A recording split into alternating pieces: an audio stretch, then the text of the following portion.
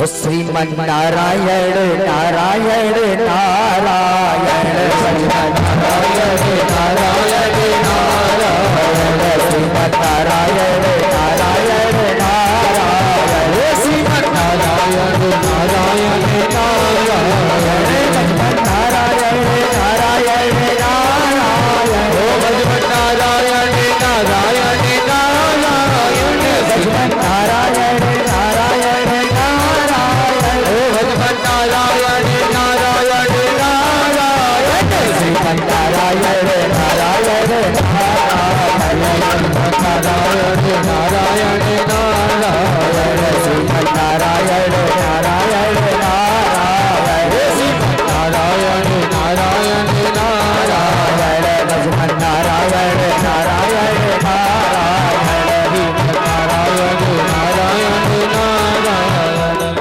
आज गुरुकुल के बच्चों को लेकर के प्रहलाद जी नारायण का नाम उच्च राजस्व विद्यालय में जपने लगे। गुरुजी तो विद्यालय में नहीं थे, जब मंजीरों की आवाज सुनी, शंख की आवाज सुनी, घंटियों की आवाज सुनी, तब दो चार जो हेड़ा कश्यप से गुरुकुल के विद्यालय के बच्चे डरते थे, उन्होंने तो कुछ नहीं कहा और जाके एकांत में बैठ गए। और मेरे ठाकुर जी के परम लाडले भक्त प्रहलाद जी भजनों में लगे हुए हैं, और भजनों में जब लगे हो तब हाथों को ऐसे करके नहीं देखना चाहिए, हाथों को खोल करके और ताली बजा करके देखना चाहिए। और ठाकुर जी महाराज की कृपा से भक्त प्रहलाद आज इतना मगन हो गए, इतना मगन हो गए, अपने सुध बुद्ध हो गए। श्री कृष्ण गोविंद हरे मुरारी नारायण वासुदेवा श्री कृष्ण गोविंद हरे मुरारी नारायण वासुदेवा हे नाथ नारायण वासुदेवा हे श्याम नारायण वासुदेवा हे नाथ नारायण वासुदेवा हे श्याम नारायण वासुदेवा हरे मुरारी नाथ नारायण वासुदेवा हरे मुरारी नाथ नारायण वासुदेवा हरे मुरारी नाथ नारायण वासुदेवा हरे मुरारी नाथ नारायण वासुदेवा नाथ नारायण वासुदेवा नाथ नारायण वासुदेवा नाथ नारायण वासुदेवा नाथ नारायण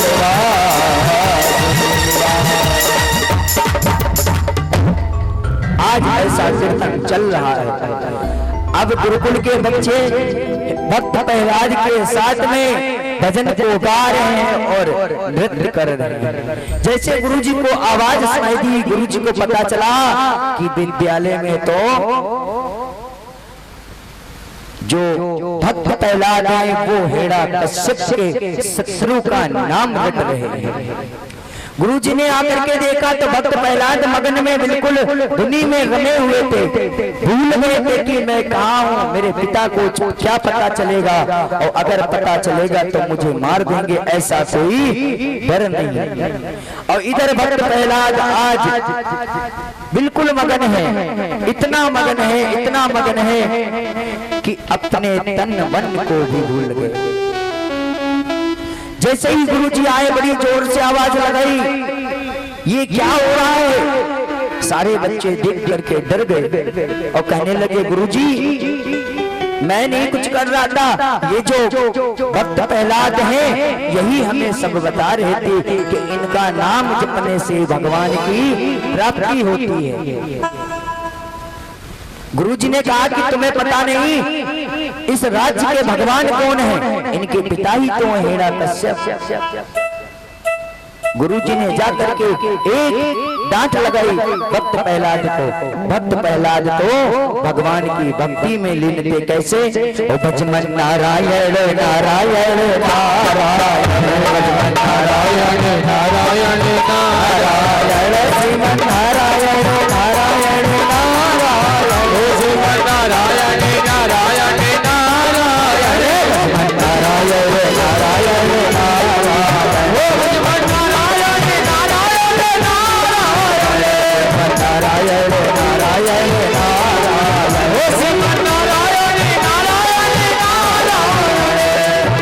ऐसा कीर्तन चल रहा है। भक्त प्रहलाद आते हैं। अब जैसे ही गुरु जी ने देखा अगर मैंने भक्त प्रहलाद को स्पर्श कर लिया तो मैं भी भगवान की भक्ति में खो जाऊंगा। तुरंत दौड़े दौड़े दौड़े दौड़े तुरंत हिरण्यकश्यप के पास पहुंचे। कहने लगे महाराज, जिस विद्यालय में तुमने राजसी विद्या बताई थी पढ़ाने के लिए, उस विद्यालय में तुम्हारे शत्रु का नाम लिया जा रहा है। हिरण्यकश्यप कहने लगा, अरे कौन नाम ले रहा है मेरे विद्यालय में? कहने लगा, और कोई, तुम्हारा पुत्र ही भगवान का नाम ले रहा है। जैसे ही गुरुजी ने भगवान बोला, तुरंत हिरण्यकश्यप ने चिल्लाया, अरे तुम्हें पता है भगवान कौन है? क्योंकि गुरु जी को तो 4 शब्द सुनाई दे दिए थे, नारायण के नाम को तो असर उनके ऊपर हो गया था। अब हिरण्यकश्यप आकर के देखा तो भक्त प्रहलाद बिल्कुल मगन में नाच रहे, झूम रहे हैं, और ऐसे झूम रहे हैं कि जो अगर उन्हें टच कर ले वो भी परमात्मा की भक्ति में लीन हो जाए। और कीर्तन बड़ी जोरदार से हो रहा है, इतनी जोर से कीर्तन हो रहा है, इतनी जोर से कीर्तन हो रहा है कि आस पास के जो लोग थे वो भी नारायण के नाम से नाचने और घूमने लगे। और कैसे कीर्तन हो रहा है? श्रीमन नारायण नारायण नारायण भजमन नारायण नारायण नारायण भजमन नारायण नारायण नारायण श्रीमन नारायण नारायण नारायण भजमन नारायण नारायण नारायण भजमन नारायण नारायण नारायण श्रीमन नारायण नारायण नारायण नारायण नारायण श्रीमन नारायण नारायण नारायण श्रीमन नारायण नारायण नारायण श्रीमन नारायण नारायण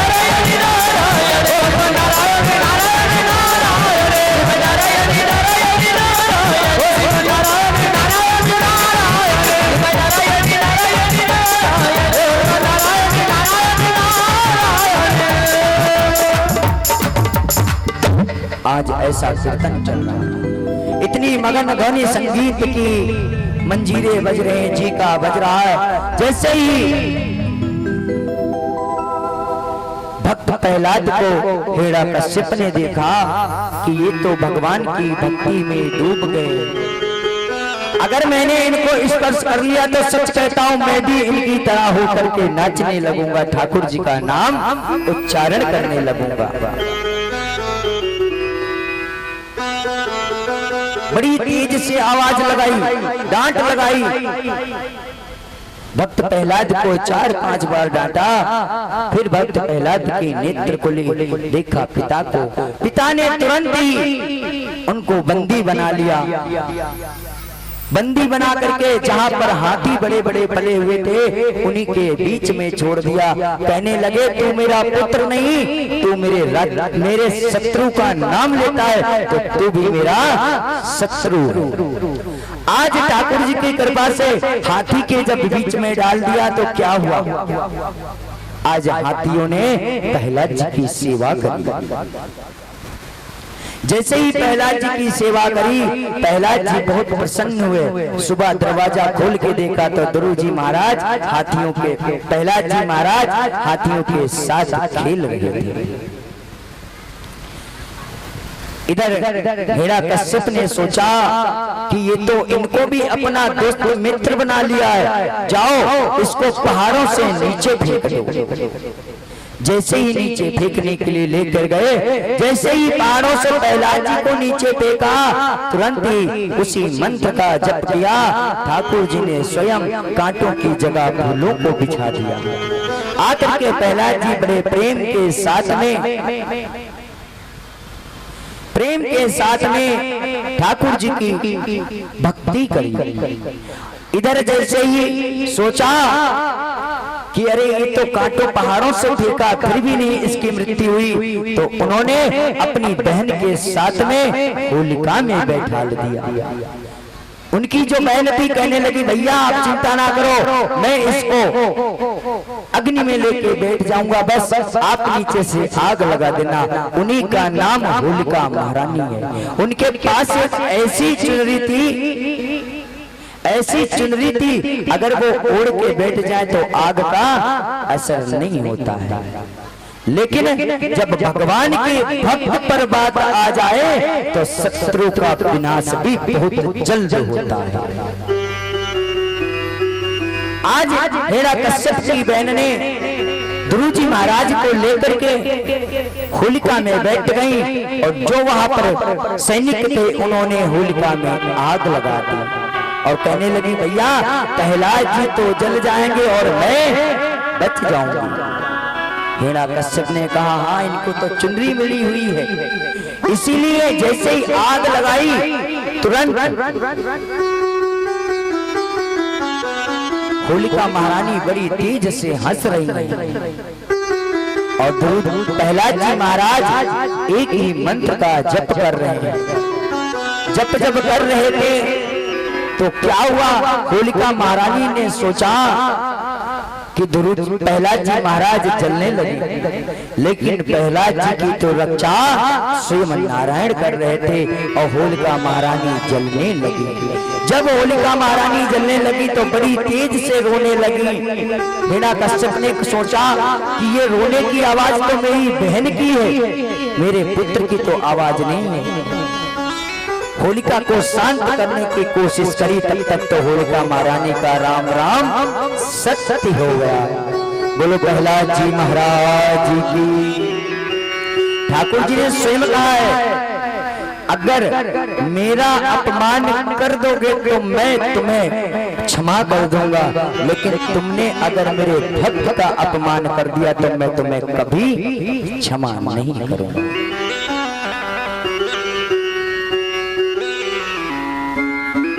आज प्रहलाद जी ने अग्नि की परीक्षा देख करके आ गए। अब इधर हिरण्यकश्यप ने सोचा कि इसको कैसे मारा जाए।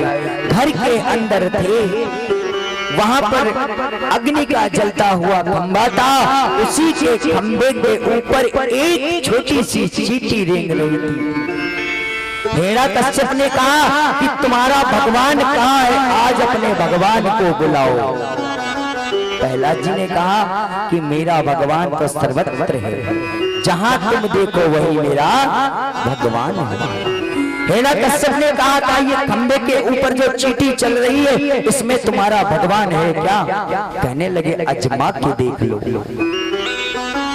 जैसे ही इस बात को बोला हिरण्यकश्यप ने अपनी तलवार उठाई और उस खंबे के ऊपर प्रहार किया।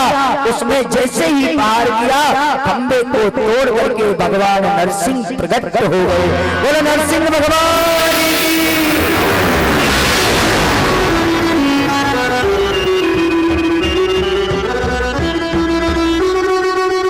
भगवान नरसिंह प्रकट हुए तो हुक्कारा करने लगे, बड़ी जोर जोर से सांसें भरने लगे, हुक्कारा कर रहे हैं, शेर जैसे हुक्कारा कर रहे हैं, क्योंकि नरसिंह भगवान जो थे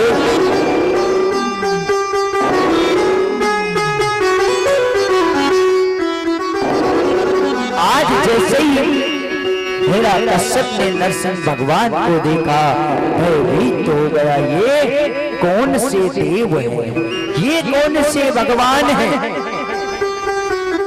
प्रहलाद जी सामने खड़े हैं और हुक्कारा करते करते हिरण्यकश्यप को उठा लिया और अपने द्वार पे उनके पहुंच करके और अपने घुटनों पे उसको डाल दिया।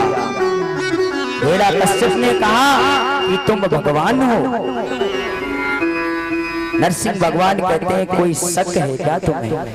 कहने लगे तुम्हें पता है मुझे ब्रह्मा जी ने वरदान दिया था मैं 12 महीनों में कभी नहीं मरूंगा।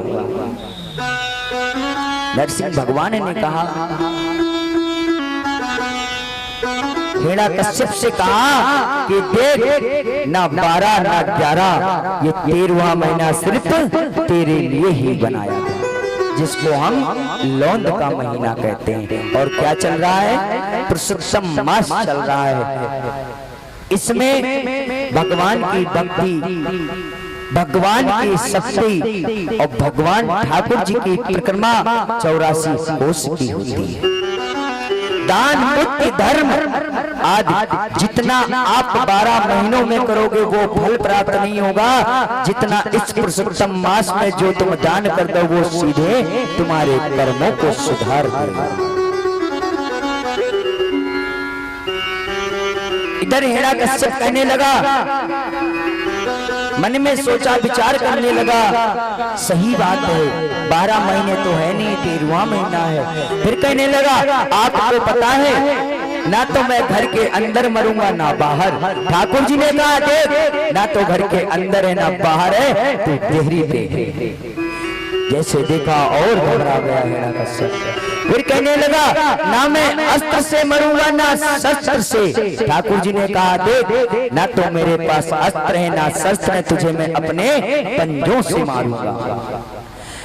फिर हिरण्यकश्यप घबरा गया और कहने लगा, सुनो ना तो मुझे स्त्री मारेगी ना पुरुष। ठाकुर जी ने कहा, देख ना मैं नर हूं ना मैं नारायण, ना मैं नर हूं ना मैं पुरुष। ठाकुर जी ने जैसे ही इस बात को बोला, हिरण्यकश्यप और घबरा गया, पसीने आने लगे। फिर कहने लगे हिरण्यकश्यप कि सुनो महाराज, ना तो मैं सुबह मरूंगा ना शाम ना दोपहर। ठाकुर जी ने कहा कि देख ना दिन है ना रात है, संध्या काल का टाइम है। जैसे इस बात को बोले तुरंत ही ठाकुर जी ने एक हुकारा भरा और उसके पेट को अपने नाखूनों से फाड़ दिया।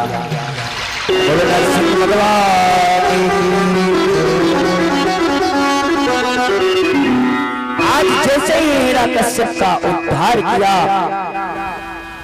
अब सभी देवी देवता वर्षा फूलों की करने लगे, लेकिन कोई पहचान नहीं पाया ये कौन से देव हैं और किसका रूप लेकर के आए। आज सभी देवी देवता, माता लक्ष्मी आई और कहने लगी, ये मेरे पति तो हो ही नहीं सकते क्योंकि मेरे पति इतना क्रोध वाले नहीं है। जबकि भगवान शंकर से ज्यादा क्रोध श्री नारायण के अंदर है। जब क्रोध उनको आता है तब वो किसी को भी नहीं छोड़ते हैं, और खास करके उनके भक्त का अगर अपमान होगा तो वो नहीं देखते। आज इधर जैसे ही माता लक्ष्मी से सभी देवताओं ने इशारा किया कि देवी जाकर के तुम ही अपने पति को संभाल सकती हो। माता लक्ष्मी हाथ जोड़ गई, कहने लगी, ये मेरे पति नहीं हो सकते, मेरे पति को तो कभी इतना क्रोध आता ही नहीं। अब सभी देवी देवता घबरा रहे हैं, अगर भगवान नरसिंह शांत नहीं होंगे तो संसार में प्रलय आ जाएगी। ऐसे ही सभी देवी देवताओं ने प्रहलाद से इशारा किया। आज ठाकुर जी के पास जैसे महाराज प्रहलाद गए, ठाकुर जी महाराज ने अपनी जीभ से प्रहलाद जी के पूरे मुख को चाट लिया। जैसे ही उनके मुख को चाटा और अपने क्रोध को शांत कर दिया और कहने लगे प्रहलाद से कि मुझसे कोई वरदान मांग लो तो मैं तुम्हारी भक्ति से प्रसन्न हुआ। जैसे ही प्रहलाद जी से कहा, प्रहलाद जी ने कहा कि प्रभु मुझे कुछ नहीं चाहिए, मुझे केवल आपका दर्शन करना था। आपका दर्शन हो गया और आपने मेरी भक्ति का मान रख लिया, मैं इससे ज्यादा क्या मांग सकता हूँ। और फिर कहने लगे अगर कुछ देना चाहते हो तो एक वरदान दे दो। मेरा पिता जो था तुम्हारा शत्रु था, आपके जब धाम में आए तो मेरे पिता की दुर्गति नहीं होनी चाहिए, मैं बस यही चाहता हूँ। ठाकुर जी ने प्रहलाद जी को आशीर्वाद दिया। आशीर्वाद देने के बाद में प्रहलाद जी को राजगद्दी पर विराजमान कर दिया गया। राज्य अभिषेक इत्यादि कर दिया गया। प्रहलाद जी संसार के समस्त सुख भोग करके सीधे वैकुंठ को प्राप्त हो गए। बोलो भगवान प्रहलाद की, बोलो बांके बिहारी लाल की, बोलो श्री राधा रानी सरकार की, बोलो सांवरे सेठ की।